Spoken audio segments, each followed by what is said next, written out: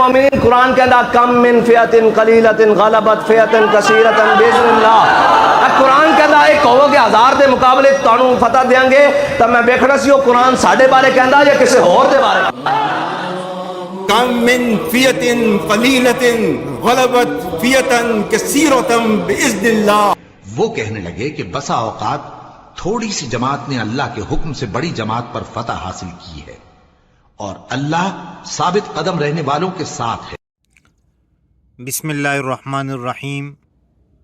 آپ نے آیت کی تلاوت بھی سنی اور آیت کا ترجمہ بھی سن لیا۔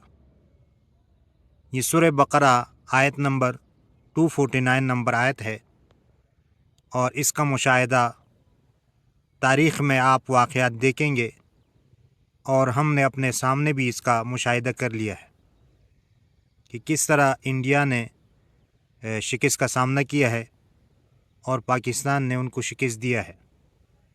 تو یہ اللہ کی قدرت ہے اور اللہ تعالیٰ کے حکم سے یہ ہوا ہے، ورنہ انسان کمزور ہے اور انسان کی طاقت میں نہیں ہے۔